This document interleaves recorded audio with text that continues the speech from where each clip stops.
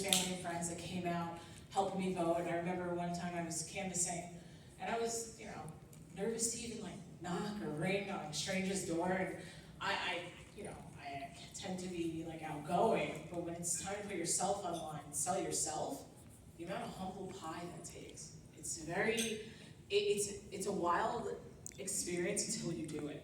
By the end of the campaign though, I was side gates, side doors, I'm like, hello, I see you in there, we need a minute for me. So all the jitters, and that progression alone made me so proud of myself, because in the beginning I was scared.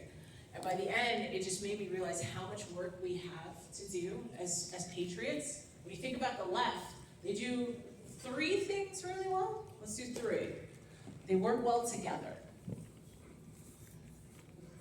They understand grassroots efforts. And the third most important thing, they understand fundraising, and that candidates need money to get their literature out. They need to pay their staff. One thing that Democrats have right now that the Republicans don't because of lack of fundraising, they pay their volunteers.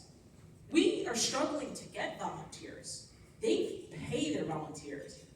Now imagine if we were funded well enough where we could be like, hey, we'll pay you $10 an hour if you could just volunteer for me this weekend. I need you door knocking. I need you standing on this corner handing out pop cards and literature.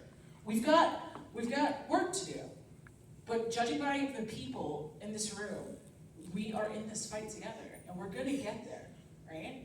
So for me, those last 5 weeks were critical. Like I shared with you, there wasn't a Gotham Rising or anything similar. On the left, there are several organizations like this, several. On the right, it's kind of consulting firms, right?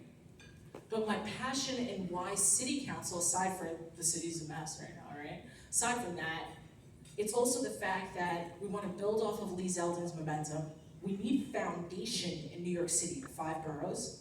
You need 35% of the Republican to vote towards Republican to win a statewide race. Lee hit around 30, some are saying 32, but we need more than that, right? And I know that you guys know your neighbors, family members that are ready for change, but we've got to put strong candidates in front of them. We've got to train our volunteers so that we are prepared and ready to roll, right? So without further ado, we're going to go on to our next speaker, who's going to highlight a lot about grassroots deployment.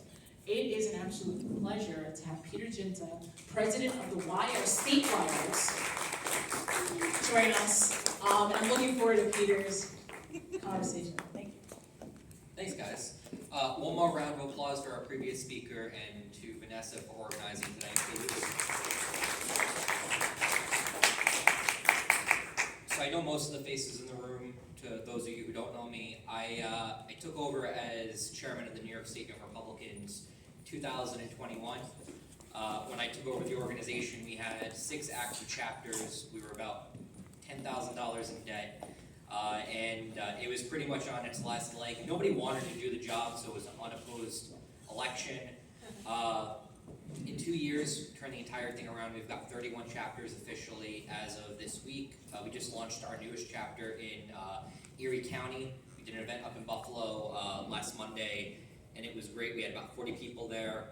They've got themselves about 7 young Republicans that are running this year for office, which is really a big theme and